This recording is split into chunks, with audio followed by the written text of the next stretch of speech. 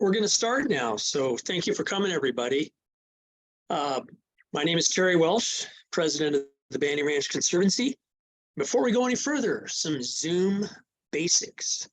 I think most of you are familiar with Zoom conferences, but this is a webinar, so it's a little different. It even looks a little different.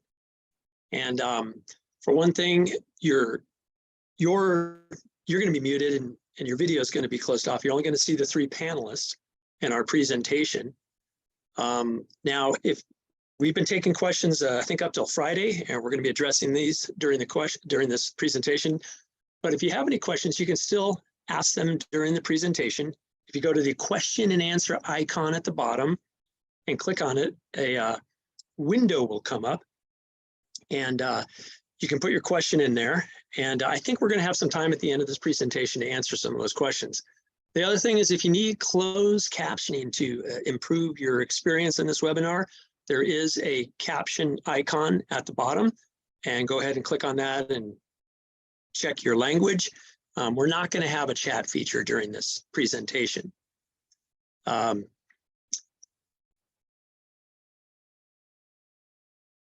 last thing is this is going to be recorded, and we're going to send a link so you can see it. And it's also going to be live streamed on Facebook.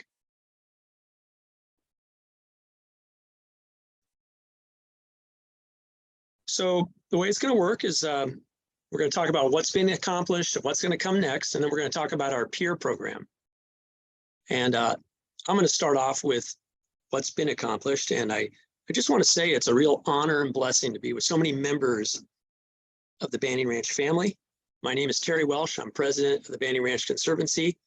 And in 1999, I started a Sierra Club task force dedicated to preserving Banning Ranch as open space.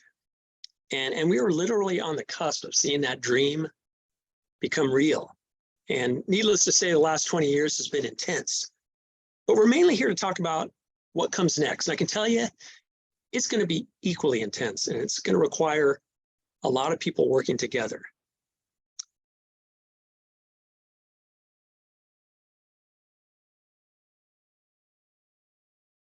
Now, I'm going to talk, it's a long story, and I'm not going to spend a lot of time on it because most of you are familiar with it. In fact, most of you have lived it. But for those who aren't familiar, there lies Banning Ranch. It's 400 acres at the mouth of the Santa Ana River. And it's pretty easy to see that back in the day, and I'm talking way back in the day, this was a very special place. And for one thing, it's a bluff overlooking the ocean. And that's strategic high ground, and it's the mouth of a river. That means marine estuary, which means a year-round supply of food. And it's pretty easy to, it's actually should be as no surprise that people have been on Banning Ranch for at least 3,000 years, and there's evidence to prove it. And I'd like us all to ponder those societies and civilizations and nations and tribes that were before, and honor and acknowledge not just the people that walked these lands back then, but that continue to walk them today and are with us tonight. And to the tribal members and representatives on this Zoom conference, thank you for joining us. We're honored by your participation. Now, the Spanish colonial period saw Banning Ranch and tens and hundreds of thousands of acres expropriated, that means stolen, from the local tribes, the Achaman and the Tongva, and put into agricultural use. So I'd like to acknowledge that not just Banning Ranch, but all of Southern California are the ancestral lands of the native nations. Now, the Banning family purchased 4,000 acres in 1870, and yes, that Banning family. Phineas Banning was the father of the Port of Los Angeles. And a lot of people don't realize that the Banning family had a stake in Banning Ranch until quite recently. In 1940s, oil production began, and it continues to this day. Now, I'm not going to spend much time talking about the development proposal and the community organization against it. A lot of you were at that Coastal Commission hearing in 2016. The important thing is, after that, the owners of Banning Ranch began giving serious consideration to selling the property for conservation purposes. So enter Trust for Public Land. This is a nationwide organization with 50 years of experience buying private property and making it public. And they began to negotiate with the owners. I think the single most important thing that happened with Banning Ranch, though, was when Frank and Joanne Randall donated $50 million to be used for the purchase of Banning Ranch. Frank and Joanne, if you're on this call, thank you so much. This really started the ball rolling. Our Assemblywoman, Connie Petrie Norris, was able to get $8 million from the state budget. Thank you very much, Connie. And then the rest of the funds came from state agencies through the hard work of Trust for Public Land and various other people. One thing I've learned is it's not easy to get a public agency to accept a 400-acre oil field. So we should be eternally thankful and grateful that the Mountains Recreation and Conservation Authority, or MRCA, has agreed to accept the title and to manage Banning Ranch. Now, one last thing. When Banning Ranch becomes public, there's going to be a new name. It's going to be called the Frank and Joanne Randall Preserve, or the Randall Preserve, with additional wording to come from the tribes. Now, I've got Banning Ranch Conservancy's two secret weapons with me tonight. And the first is Melanie Schlotterbeck. She's our executive director. She has a pedigree a mile long when it comes to Orange County conservation issues, and she's preserved land in Southern California and in the state. And she's got a 16-year history of working with the Orange County Transportation Authority Environmental Mitigation Program, where she serves as the vice president and oversees a land mitigation program. And the other person is Paul Waggoner. He's a new kid on the block, but he's got social media smarts and savvy. He's got dedication and passion for Banning Ranch. And he's working as our community outreach coordinator. Paul's got an academic background in intercommunity relations and anthropology, and he's also got work experience. Thank you. I'm going to turn it over to Melanie. Thank you, Terry. I appreciate it. So I get to talk about why all of you are here, the reason you're all attending this evening. So I'm delighted to relay where the organization is headed. Now that Terry's given you a view of the past, let me give you a glimpse into the future. We recently grappled with the question of, we've functionally met our mission to protect the property. How do we carry this momentum into the future? And we've decided to stay engaged and pivot our work. In May, BRC hired Conservation Impact, Nonprofit Impact to run a thoughtful strategic planning process. And it was a great time for Banning Ranch Conservancy to take a breath, regroup, and create a vision for how our organization would evolve, focusing on the overlapping components of identity plus constituents and capacity. So what's our focus, who we connect with, and what the organization can do, we can realize our impact. Not only did we do interviews with the board and staff, but we provided a list of other individuals that could provide meaningful input. And we prioritized a variety of people, including elected officials, tribal representatives, donors, volunteers, supporters, partners, and affiliate organizations, and more.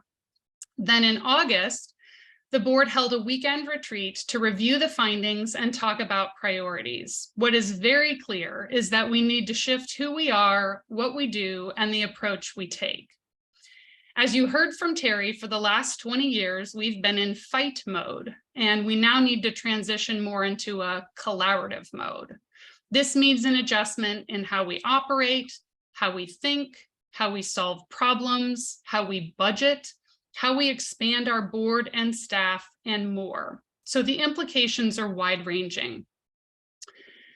So the first transition we identified goes from stop the development of the land to ensuring future use restores and protects the important ecological systems and sacred sites of these coastal lands and waters.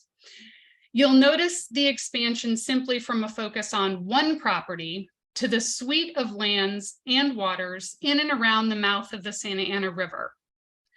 For the strategic planning process, we set 3 internal goals and 4 external goals that will guide our work in the future.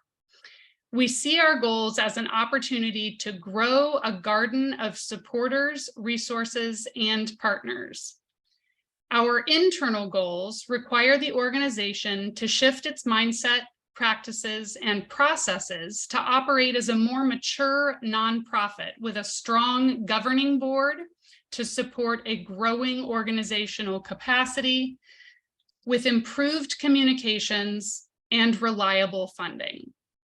In terms of external goals, we've adopted a multifaceted strategy to develop and strengthen organizational influence by engaging in strategic partnerships, empowering grassroots interests, coalescing grasstops leaders, and disseminating science-based studies.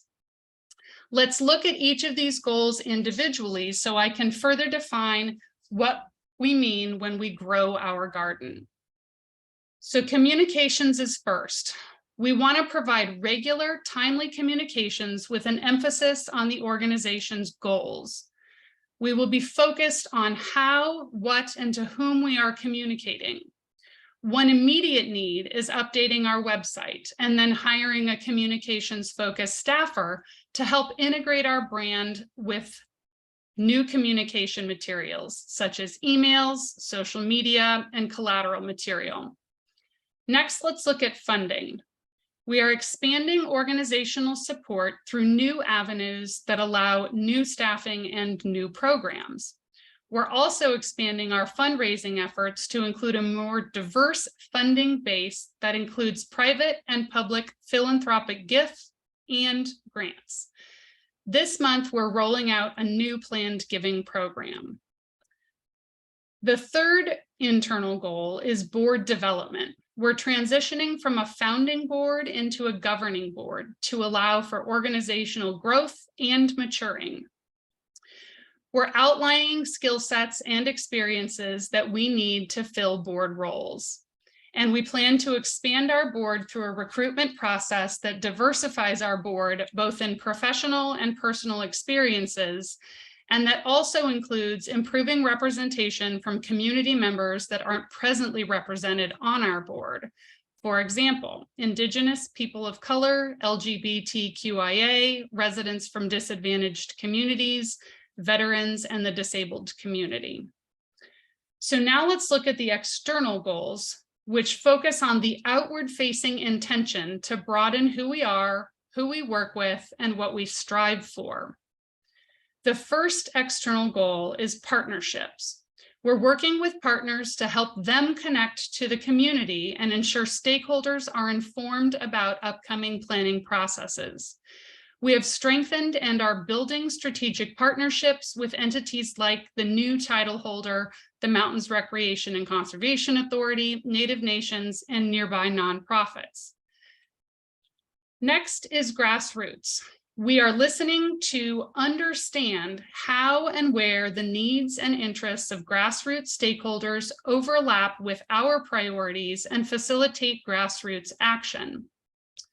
We are strengthening our relationships with residents and local businesses through community building events like cleanup days, work parties, and pop-up events. Third is grasstops leaders, agencies, or influencers, and we are identifying and bringing together stakeholders who share our priorities, who will influence and or participate in the planning process. We are also building the list of influencers to help promote goals. This includes working closely with tribal representatives, elected officials, community leaders, etc.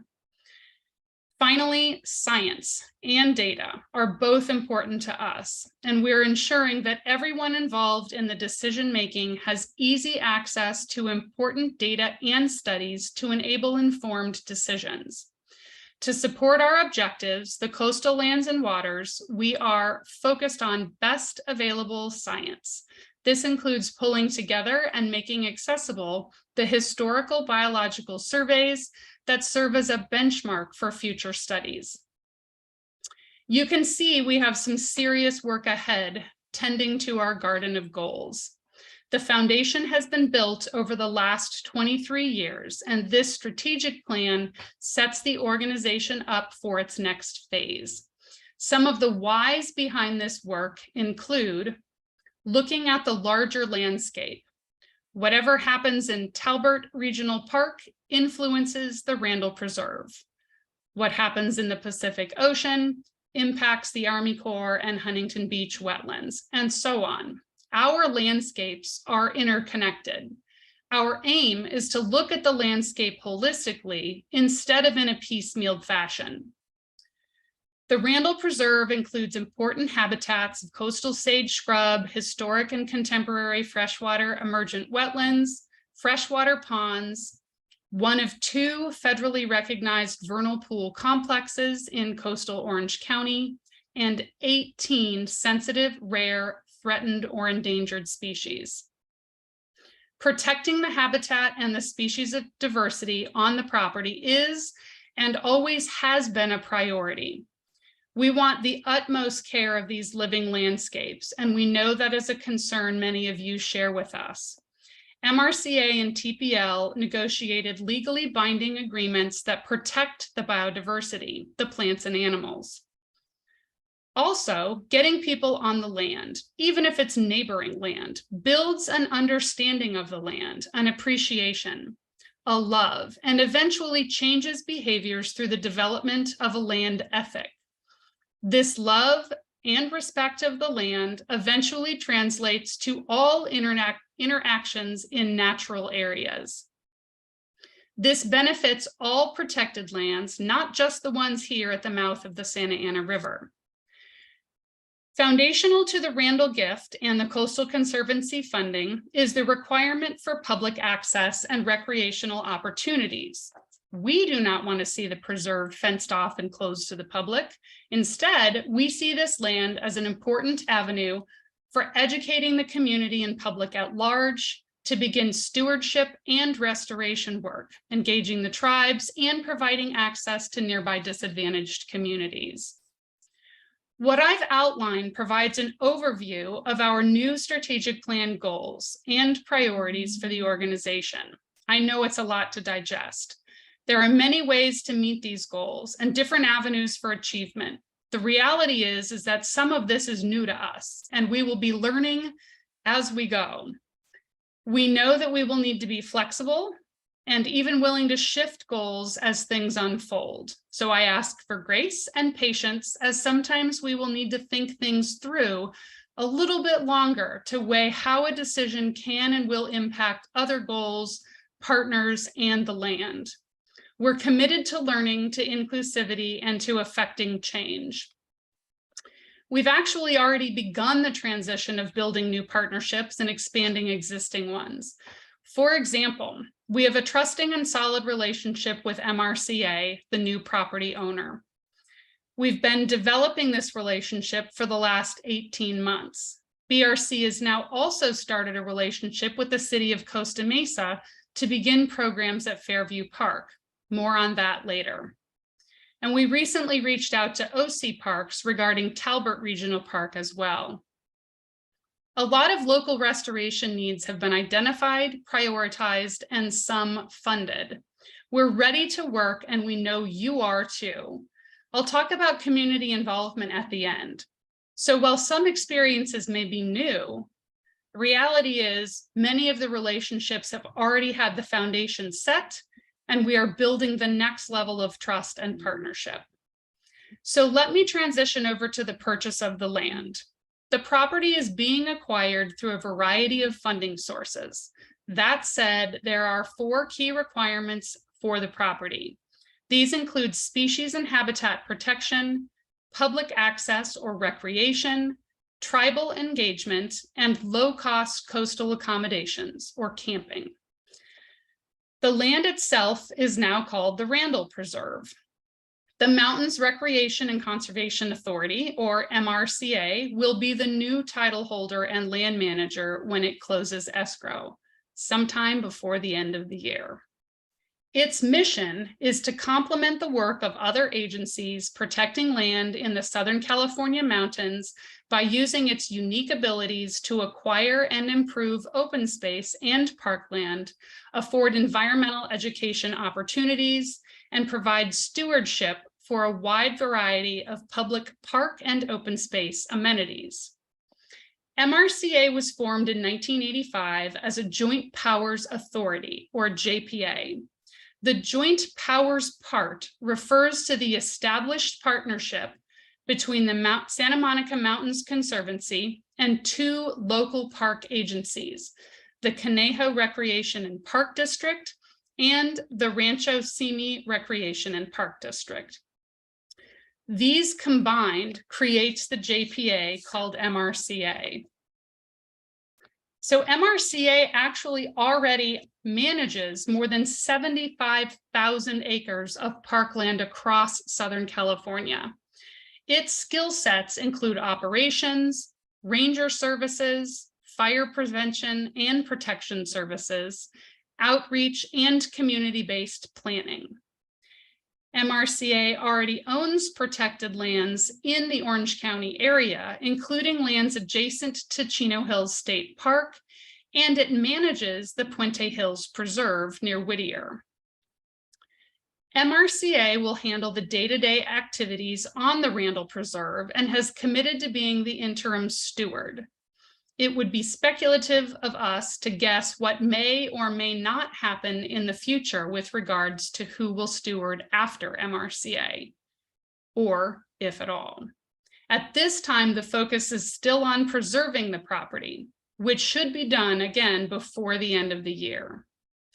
There's $2 million of stewardship money from the Trust for Public Land dedicated to the property. These funds are to be invested in the management aspects of the land, as opposed to park planning and restoration. MRCA will oversee the lands during the oil remediation, and this is a required step to clean up the oil infrastructure, pipes and wells, etc. This ends up making the property suitable for park purposes. Some infrastructure will remain in a small portion of the property that will remain in private status. The seller is responsible for cleanup with a plan in place adopted by state agencies. During this time, the property will be closed to the public because of the liability of having people on the property while remediation is occurring. We anticipate the oil remediation process to take 24 to 36 months to complete. There are a lot of uncertainties as it relates to timing, but we do know that there are several plans being developed for the property, including a resource management plan, tribal engagement plan, and public access plan. So let me break each of these down for you a little bit more. The resource management plan documents the species and habitats on site and what locations might be acceptable for human activities and what areas may be off limits. You'll recall a priority for purchase from funders was protecting the biodiversity. This plan includes all of the surveys for where species are now, where they have been, and where restoration work could be done to benefit those species. It provides a baseline for future use on the land. The Tribal Engagement Plan provides local tribes that consider the Randall Preserve, their ancestral homeland, a meaningful opportunity to participate in planning for tribal use of the property. The Public Access Plan is the last plan because all of the other plans inform this one. It will outline who, what, when, where, and why specific uses on the land are or are not allowed. Where will the trails be located? What trails will be decommissioned? What would the hours of operation be? What areas are off limits due to sensitive species, habitats, or sacred sites? Where might appropriate interpretive displays go? When you registered for this event, we provided an opportunity for questions, so I'll transition to addressing those right now. Let's start with questions related to MRCA, and we've coordinated with MRCA staff to answer these kind of management-specific questions. So the first question is, who do we contact if there are concerns or things happening on the property that need to be addressed? MRCA Ranger Services, 310-456-7049. That's the number you can call. But if it's a true emergency, please dial 911 for the Orange County Sheriff to respond. So who responds in an emergency? Well, it's most likely going to be the OC Sheriff or OC Fire Authority. Will there be security on site? Yes, MRCA intends to hire a security company during the remediation period of up to 36 months. How much impact does the Newport Beach City Council have on the development of the property? The majority of the property is actually in county jurisdiction, not the city, and the property won't be developed due to funding restrictions. This land is at the intersection of many agencies and many jurisdictions, so there's a lot still to coordinate. Moving over to remediation, will all the oil wells and power lines be removed? The remedial action plan describes all of this detail, and we've flagged this question for follow-up to the person asking. There were a lot of land use questions, so we've synthesized the questions here since many seem to overlap. First question is, what will the property be used for? The grants and philanthropic gift from the Randalls have specific restrictions on use, including protection of biodiversity, tribal engagement, public access, and low-cost coastal accommodations. We would like to dispel the myth that housing can or will be placed on this site. That is false. No housing can be built on these lands. What will the planning process look like? The resource management plan might be the first planning document created. It includes coordination with the resource and permitting agencies such as Cal Fish and Wildlife or US Fish and Wildlife and Army Corps of Engineers. And there will be an extensive public outreach and engagement strategy. BRC will keep the public informed about key comment periods.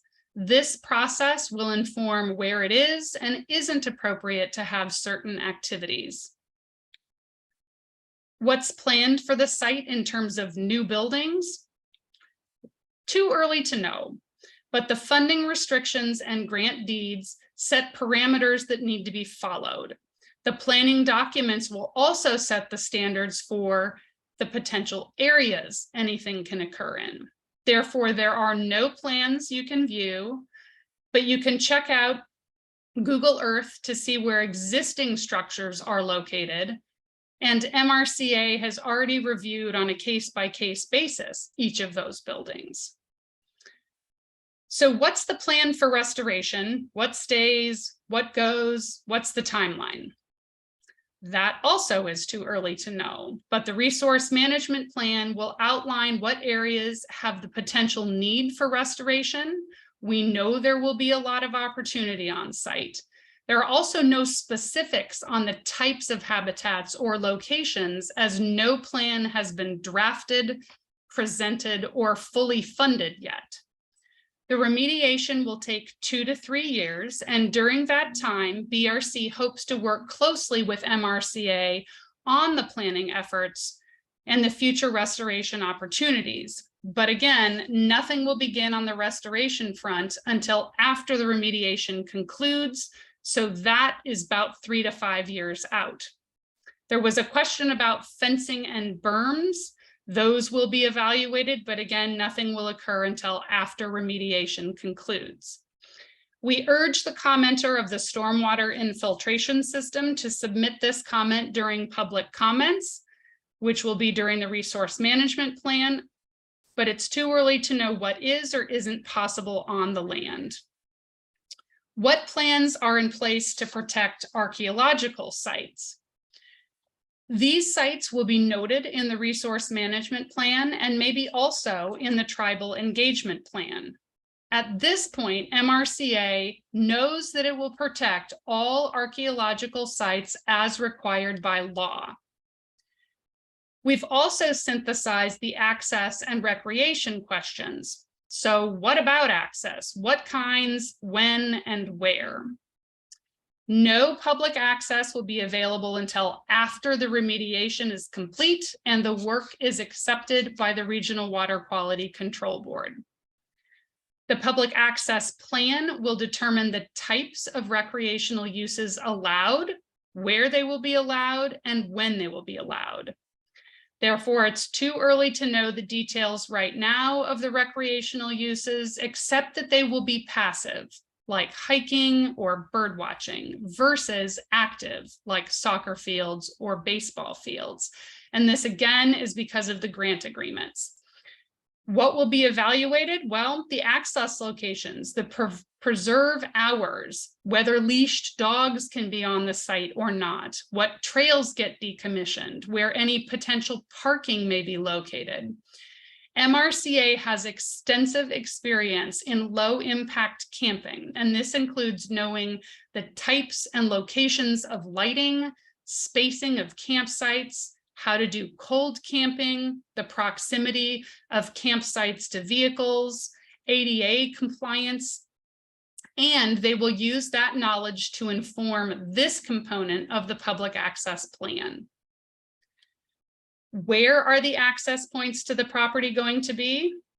This entirely depends on the neighbors. OC Parks for Talbert, the Army Corps of Engineers for the Seminole Slough, OC Flood for the Santa Ana River, the City of Newport Beach for Sunset Ridge Park. You get the drift. The property sits adjacent to many other protected landscapes, and MRCA is well versed at being a good neighbor and will be working closely with other property managers to determine what is and isn't feasible. The following questions were submitted on tribal integration. How will we honor Native peoples who first lived here? It's unclear if this question was meant for the property or for the Conservancy, so I'll answer it both ways. MRCA, as the property title holder, as noted, will convene tribes that consider the Randall Preserve their ancestral homeland to create a tribal engagement plan, which will outline for tribal involvement on the property. As for BRC, we welcome the opportunity to align our values with those from tribal communities and partner. We've already begun reaching out to tribal leaders and have had several meetings. We aim to ensure that our work is inclusive of tribal interests and desires for the land. How does our tribal acknowledgement inform our vision for conservation at the Randall Preserve? BRC recognizes that it had set a goal on protecting the land, and with that laser focus, we were not as attentive to the needs of our tribal partners in the past. BRC specifically identified in its strategic plan proactively communicating with tribal leaders to effectively partner, raise awareness, and ensure tribal voices are elevated. As restoration projects begin, BRC will seek to build local knowledge of Indigenous restoration practices by collaborating with tribal representatives associated with this landscape. And as for the property, MRCA sets the conservation priorities for the land as the title holder. Partnership questions was another topic raised by attendees. How will we work with other agencies and nearby parklands? This is actually the focus of what we have planned for 2023, and Paul will be talking about that next. But the short version of the story is that we already have a strategic partnership with MRCA, and we are building a partnership with the city of Costa Mesa. And we are going to be launching programs in 2023.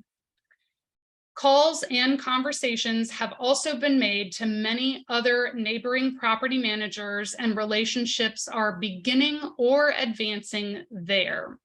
The Randall Preserve is just one piece of a larger conservation area that includes coastal lands and waters.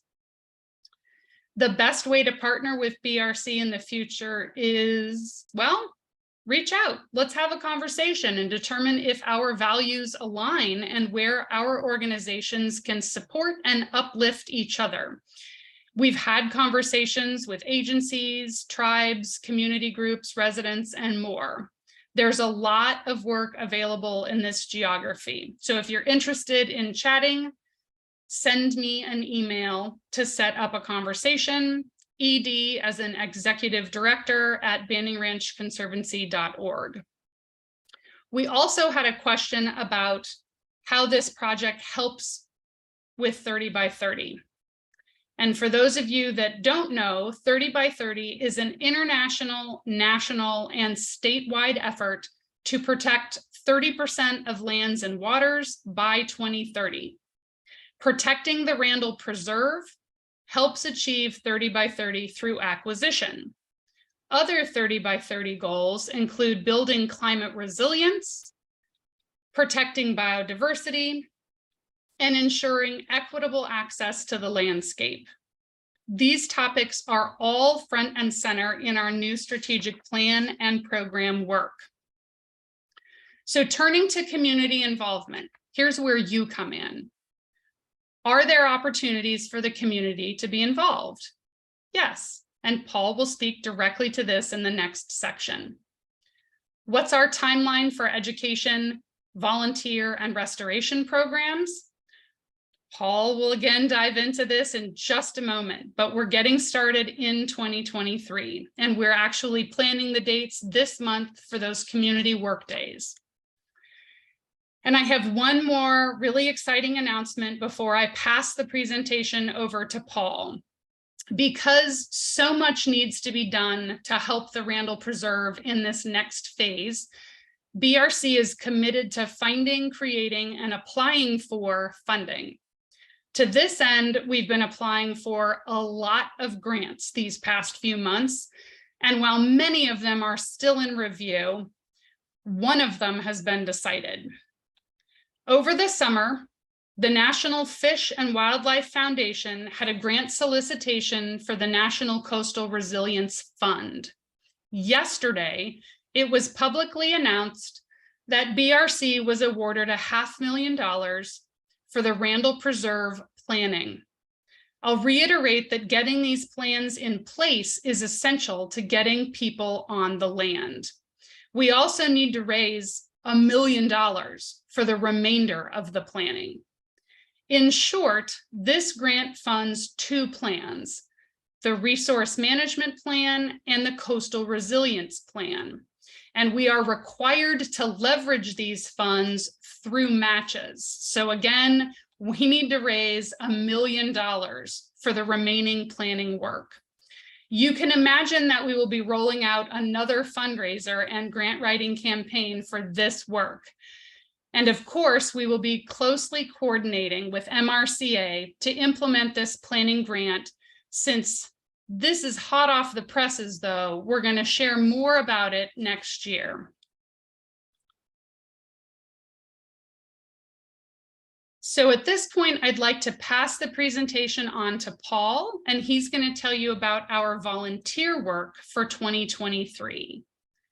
Paul?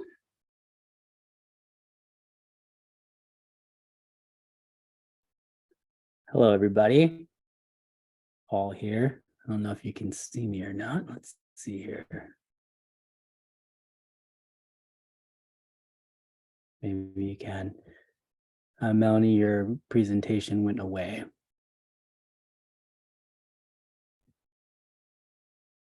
Can you see it now? No. All right, let me do a new share. There we go. And do you still have control? Show meeting control. No, I don't. Do you mind Okay. controlling it for me? Yep, that's fine. I'll do it. Okay. I think everybody can see Terry now too. Hi, Terry, again. Yeah, it's great to be here, everybody. It's really nice to see all your excitement for the grant award coming up in the reactions and Zoom here. It's pretty fun. It's exciting times. Yeah, I'd like to share with you about the program that we're going to be launching in 2023 called PEER. So I will go over what this program is, where it will be focused, and why we'll be doing it. So what is the PEER program? It's going to be focused around two main efforts. One will be to continue to build a robust partnership network for local restoration. And we'll be hoping to bring about more effective and coordinated efforts in our area for restoration between lots of different agencies. And secondly, Banning Ranch Conservancy will be launching at least monthly restoration and education and cleanup days in 2023. We're currently working out the schedule for that, and we'll be announcing that shortly. And this is there to provide opportunities for people like you, for businesses, for organizations to come out and improve the local ecosystem in our local lands. So we're excited about that. PEER stands for Partnerships, Engagement, Equity, and Restoration. So I'll go through each of those real quick. For partnerships, as you all know, the Banning Ranch Conservancy has been around for decades and has built a lot of community involvement and relationships over the years. So we're well positioned to serve as a multi-agency coordinator to address the many restoration opportunities along the Santa Ana River. We're seeking partnerships with local residents, tribal groups, governments, nonprofits, businesses, and community organizations to partner with us. And we see anyone who is affected by the natural world at the Santa Ana River, which is all of us. We see everybody as a stakeholder in this. So that makes everybody a potential partner for our PEER program. So we're excited to partner with you. Engagement with community. We'll be using the PEER program to help people learn about the land and its ecosystems. We want to help develop a lifestyle of stewardship, give space for discussion, and equip people to participate in the upcoming public planning processes for these lands. Second E, equity and inclusion. We want to see everybody stewarding the land and benefiting the natural world from all backgrounds. We'll focus on getting representation from local underserved, underrepresented, and climate vulnerable and disadvantaged communities. We'll also provide accommodations to people with language or disability barriers. For instance, you might notice tonight we have closed captioning available for this webinar, and that's part of that effort. And then finally, restoration. We'll be pulling all these things together as we launch our regular restoration and education days. These will be led by licensed restoration biologists, containing expert trainings to educate our volunteers and offering time for reflection to share our experiences as well. We'll encourage learning Indigenous restoration practices by collaborating with tribal representatives. We'll promote local citizen science and much more. Ultimately, we hope to improve the community's understanding and impact on the ecosystem in the Santa Ana River Coastal Corridor, as we're calling it. So, Santa Ana River Coastal Corridor, where is this going to be focused? As you know, historically, the Banning Ranch Conservancy has been focused on the 400-acre Banning Ranch property, which is now called the Randall Preserve. But with the Randall Preserve's protection, we now have the opportunity to expand our attention to the wider area of natural lands and coastal waters connected to the Randall Preserve. So you can see to the east is Costa Mesa, to the west is Huntington Beach, To the south is Newport Beach. To the north is Santa Ana, Fountain Valley. All these are local cities to this remaining open space land. And right in the center of that is the Santa Ana River, the largest watershed in the LA area, emptying into the Pacific Ocean. And this is a key waterway. These lands, although they have different names, Fairview Park, Talbot Park, Canyon Park, the Randall Preserve, Huntington Beach Wetlands, the Seminyak Slough, all these different lands are owned by different people. We recognize that the borders around them are arbitrary. And actually, this is one ecosystem. And each area has impacts on the other. We know that ecological services like cross-pollinating plants and animals from one area benefit and expand into adjacent areas, and especially downhill and downstream. So the health of the ecosystem in one area benefits the other areas, including the Randall Preserve, where restoration work won't begin for a few more years. So we figured we can start to benefit the Randall Preserve now by working on adjacent lands. So what about this property unifies it? Well, where you see the arrow there at the top of our outlined area, that's the Adams Street Bridge crossing over from Costa Mesa to Huntington Beach. And that's about where high tide reaches, the tidal inflow reaches there. And so the tidal influence is what unifies all of these lands into an integrated set of habitats, into one ecosystem. So that's where, and we'll be starting our program at Fairview Park and at the mouth of the Santa Ana River at the beach, where we've already begun partnerships and beginning our planning for those areas. But as we build a peer program over the coming year, we will be expanding it to address the other land areas as well until it's all encompassed there. And ideally, and when the Randall Preserve is open for restoration work in the future, we'll be ready and waiting for that. So benefiting it now on adjacent lands and training up our workforce to hit the ground running when the Randall Preserve opens for restoration work. So why is Banning Ranch Conservancy doing this peer program? Well, the Conservancy has identified a few main areas of focus. We want to equip the communities of the coastal Santa Ana River to protect and restore biodiversity, to activate community stewardship, and to advocate for appropriate public access. So here's how the peer program will address all three of these focus areas of the Conservancy. So for protecting and restoring biodiversity, we recognize that the ecosystems on these lands could be healthier than they are. They've been impacted for decades from all kinds of human activity, infrastructure, misuse, invasive species, and more. There's many species missing and underrepresented, and we want to see some of that restored. And secondly, there's a long list of restoration work that's already been identified, still to be done. What's needed is more coordinated attention, time, and financial investment across all interested parties. And so we see ourselves kind of in the middle of that. Second, to activate community stewardship and understanding, we want to train up volunteers and lay experts from all backgrounds to know and love and steward these local lands and ecosystems, not only to benefit the lands that we're starting on, like Fairview, but to serve as a training opportunity, as I mentioned, for future restoration on the Randall Preserve.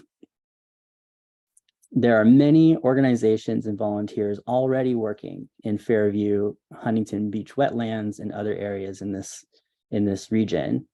But there are many more ready and waiting to get to work. And what's lacking is a greater volunteer organization and recruitment, funding, and coordination between groups. So the Banning Ranch Conservancy is well positioned to bring everyone together into a more focused and collaborative restoration effort in coastal Santa Ana River. And we also want to see this program be the start of a local docent program. And docents are local experts who can lead interpretive and educational programs on the land moving forward on into the future. Lastly, we're going to advocate for appropriate public access. The peer program will prepare and educate the community for future public access and planning processes for the Randall Preserve and the connected lands and waters. So it's exciting. The restoration project and prospect along the Santa Ana River coastal corridor is just beginning, and it's really exciting for us. It has the potential to be a major transformation of coastal open space into functioning and resilient ecosystems.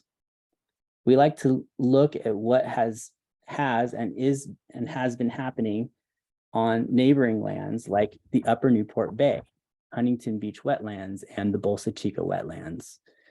Those of you who have been around for the last few decades can attest to the major transformation of those places from what they once were. And we envision Santa Ana River estuary area that would be transformed in such a way. And how amazing would that be to see such a beautiful transformation in the central area of Orange County. Obviously, the benefits of nature, if you're on this call, you've considered these before.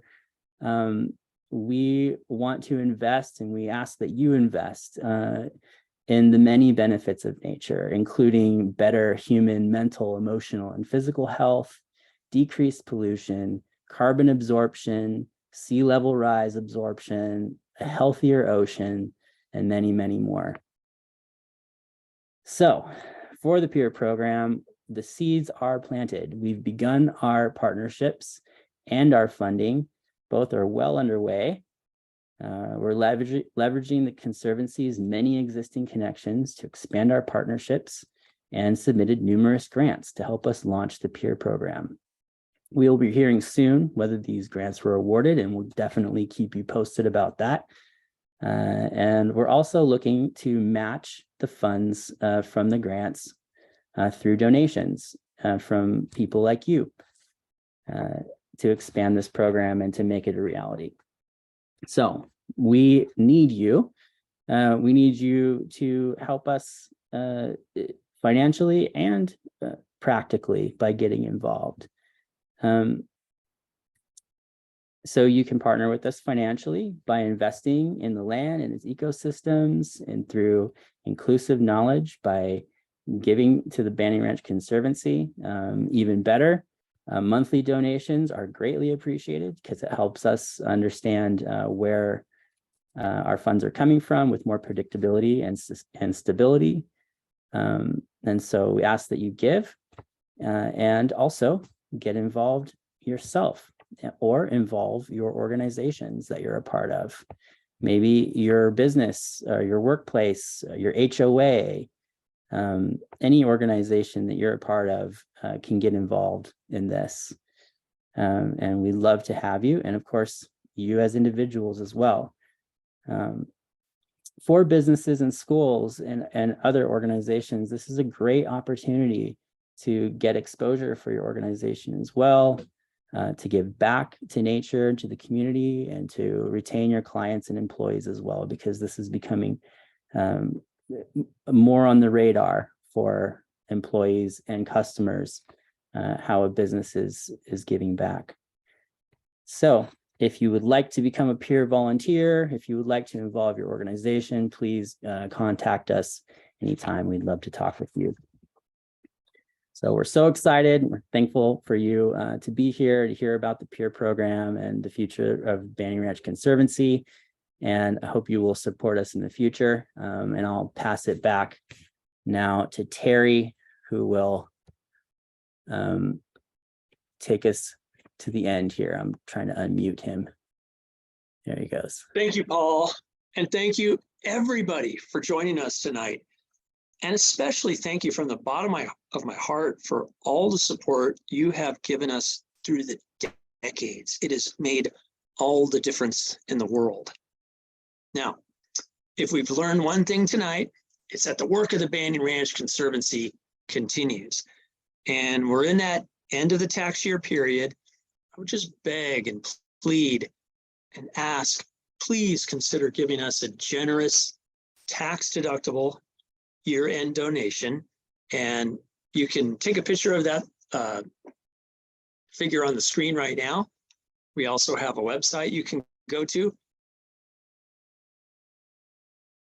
and banyanranchconservancy.org, and you can make a donation through that. And I can tell you we're good stewards of your money. We don't waste or squander it. If you know me personally, I'm a pretty tight-fisted, frugal guy. But when there is a need, the Banyan Ranch Conservancy will meet it. Now, this is an especially good time to donate to us right now because we have $27,000 in matching funds. So if you donate $50, that becomes $100. 250, it becomes $500. 2,500 becomes $5,000. It just, please help us out. We are all in this. We want our success to continue. Just help us out. And thank you very, very much. To conclude, we're going to have this video available. We're going to post it. We're going to send out a fact sheet because it was a lot of information. And we're going to continue to do one of our main roles, and that's just to keep the public informed about what's going on with Banyan Ranch. And again, thank you everybody for coming tonight. You all have a wonderful evening, and let's continue to work together. Thank you. Yeah, thank you, Terry. This time, we just have a couple of questions here to answer that were asked during the presentation. And then I think we can be all done. Yeah, thanks everybody for your claps. I can see them coming up on the screen here. So Paul, people, we can delay here a second and people can click on the icon Q&A and type in their question. If you're sometimes a speedy typer, you might type it in faster. If you're a slow typer, it might be a second or two to get it in, but we'll wait a moment and we'll go ahead and start with the questions that we have. Sure. Can you see them, Melanie? Do you want to go ahead and address those?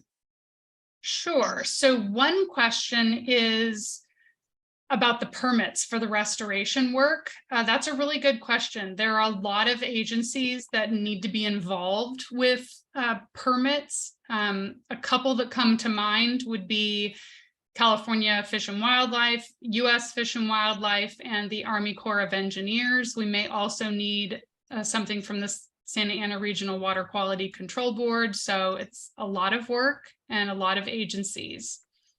Good question. The next question is, why can't 2 to 3 years for the remediation be 18 months? So who's pushing and holding people accountable? Well, as you heard in Terry's presentation, this property's had a lot of oil operations for many, many decades, and we want to make sure that it's done correctly. Of course, if something is done sooner, that would be great. The current title holder has been actively engaged in remediation, and with the plan's approval, the remedial action plan, they got started on that early, and let's hope that they finish it in advance. But the minute we give a deadline, we know that something's not going to go right. So if we say it'll be 12 months, then of course it'll be 24 months. And so the safe bet is 2 to 3 years. And we really just want to make sure that there are no problems, that it's done safely and effectively so that it's appropriate for people to be on in the future. The next question is, any thought to working to protect monarch butterflies? Oh, be still my beating heart, and Paul's too, I'm sure. We love butterflies. So, and it's not just monarch butterflies. There are other butterflies in this geography that need our help. And so making sure that the plant palette is appropriately designed in any restoration work would be helpful. Different species of butterflies use different plants during different seasons or phases of their life. And so we need to make sure that all of those are covered. But if you have any information, feel free to send an email to myself or to Paul, and we can have a conversation if you have additional information we should be considering. So good question. Yay for the monarchs. Another question is, can you repeat the email address we should use to contact or to connect with you? So my email address is ed, like executive director, or ed for short, at banningranchconservancy.org. And then Paul's is paul@banningranchconservancy.org. And it's listed on our website if you go under the About Us page for the staff and the board. Our email addresses are there as well. Next question, any chance, oops, it just moved. All right, I lost that question. I don't know where it went. So I just answered that one privately. Okay, perfect. Thank you. If the Randall Preserve is 100 acres, what is becoming of the rest of the acreage? Isn't there another 100 acres or so on the upper bluff?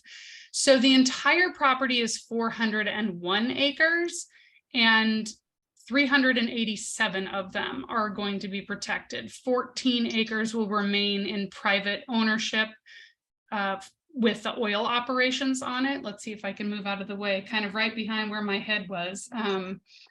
There's a geography. I don't know, Paul, if you want to find the annotation feature and mark where the oil remainder is going to be, right across from the houses there. Yeah. I don't know how to do that here. Okay, that's all right. It's in our slides. It is in our slides. Okay, the next question is, do you know when the remediation will start? And do nearby residences have anything to be concerned about during the cleanup of the Randall Preserve? So the remediation has actually already started. It looks entirely different than it did 15 years ago. There are a lot less oil well infrastructure.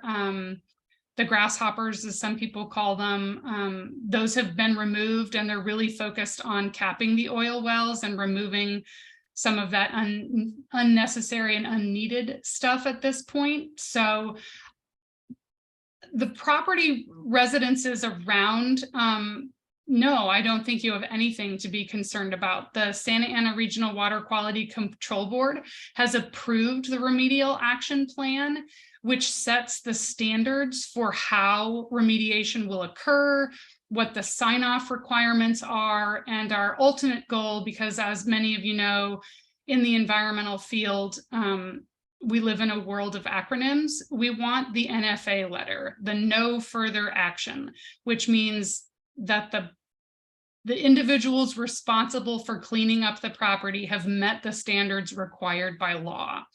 So nope, I don't think there's anything to be concerned about if you're a neighbor. So keep dropping questions in the chat or in the Q&A section, and we'll keep answering them. What do you foresee for the short-term and long-term role of BRC, if any, while acknowledging the future role of tribes? So the first part of the question, short-term and long-term role of BRC, we did go through that. Our goal, I think, ultimately is to make sure that the entire set of landscapes in this geography, the coastal lands and waters, are connected and integrated into a more thoughtful management and planning system, so that they're not individually managed, that there's something greater going on. And I think with our relationships, we have the potential to help facilitate that. And then acknowledging the future role of the tribes. So I think that's going to be determined with the tribal engagement plan. That will set the stage of all of the various tribes and their participation on the property. So that one's to be determined. But I know that plan is being worked on. One of the roles also for our Conservancy in the short term is to be partnering with MRCA to raise the funds to get these plans done as well, so that we can push the work forward too. Thank you, Paul. So there's a question here that's caveated with the next silly question. Why is there new drilling visible from PCH? If the person asking this question can reach out to us, we can investigate what's going on. It could be part of what the city owns, or it could be on the Randall Preserve proper. I don't know. So a little bit more information would be helpful. And again, you can email me at ed@banningranchconservancy.org. All right. Does BRC have an official position on tribal land rematriation? We actually haven't discussed that as a board. We've been focused on the strategic planning process and the role of our organization. But to the individual that asked this question, we would love to have a conversation with you and your organization to discuss what might be possible here or even elsewhere in Orange County. There are a lot of new land trusts available that have a tribal component or tribal affiliation that may be integral into some decisions in the future. Next question, you mentioned monthly restoration efforts beginning in 2023. Will this occur within the Randall Preserve, and how does it fit with your timing for completing baseline studies and developing restoration plans? So none of the projects we are talking about for 2023 will be on the Randall Preserve, because it will be off limits. So this will be on lands adjacent to that property. We've had conversations with the city of Costa Mesa for Fairview Park. We've reached out to OC Parks as it relates to Talbert, and then the Huntington Beach Wetlands and Huntington Beach Wetlands Conservancy. And then I think we had a slide that included a lot of the different nonprofit and community-based organizations. So it will be a more coordinated effort. So the timing doesn't quite matter on this one because it's not happening on the Randall Preserve, and it won't be hindered by the remediation efforts. So the baseline studies, you know, the grant that was just received literally happened yesterday. So we have a lot to figure out, and whether some of those studies happen during remediation or not is yet to be determined. Another question about the slough. Is the slough part of the Randall Preserve, and who manages that area? So Terry, do you want to talk about that, the adjacent slough? Yeah, that Seminole Slough is down at, it surrounds the Newport Shores community. And I think some of it is in the Army Corps of Engineer wetlands. And I think some of it's taken care of by the city of Newport Beach. And none of it is actually on the Randall Preserve. It's just right outside of it. I know that it requires periodic dredging and cleaning up.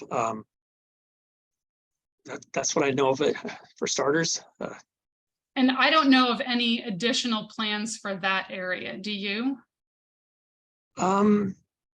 No, I just know that every so often they get in there and they dredge it because it tends to get filled up. And there's a least turn preserve at one end of it. Snowy plovers are nesting right at the river mouth there. It's part of the ecosystem. It's very, very nice. I think the people who live down there really enjoy it. Great, thanks, Terry. So another question came in. Do you see a bike path through all of the various parks? Oh, if I had a crystal ball. I don't know. That's what these planning processes are for. And so if this is of concern to you, we hope that you're both engaged in the resource management plan and the public access plan to provide that feedback. And of course, we'll keep you posted on when those comment periods would be open. Another question, are you able to give information on what company is doing the environmental testing and survey? I'm not quite clear if this is related to the remediation or if this is related to the resource management plans. If it's the resource management plans, no, we haven't gone to bid on anything. We just got notification of the grant. You know, the last 24 hours is when it became public. And Terry, I'm not sure if you know who's done any of the environmental testing or surveys on the property. No, I don't know. I know Era Energy has a lot of experience and they may be involved in it, but I don't know who's going to get the contract to actually go in there and do the actual remediation. It's a good question. So to the individual that asked that question, if you want to follow up with us and give us a little bit more detail, we can try to track down a better answer for you. And it looks like the last question is, some of the residents of California Seabreeze have asked about the spite berms that were created on purpose by the owners of Banning Ranch behind this housing development when it was built in 1990. Will it be possible to have the areas where the berms are built be returned to a more natural state? I have no idea. All of that needs to be evaluated in the resource management plan. And so that one's a hold tight, stay tuned, but ask that question during the public comment period for the RMP. And another question has come in, any plans to help with homelessness on the preserve? That actually feels like a question more appropriately addressed to MRCA. So if this individual can follow up with us as well, we'll make sure we pass that along to MRCA. We know they're in the crowd tonight. So the question has been asked and we will get you an answer in the next couple days. And I'm not seeing any other questions. So at this point, thank you everyone for attending. We're really appreciative of your time, your energies. We're excited to be in this new phase for the Conservancy. We thank all of you for your past with us and where we are right now, but we're most looking forward to working with you in the future. And as you heard, we have a fundraising campaign right now. $27,000 can be matched. So anything you can give, we would appreciate it. We want to make sure we use those funds to help get the peer program off the ground. So at this point, we'll say thank you and sign off. All of our materials will be posted. We'll send them out. And this has been recorded and streamed on Facebook. And we will have it posted on YouTube in the next 24 to 48 hours. Thanks, everyone. Bye-bye. Bye, everybody.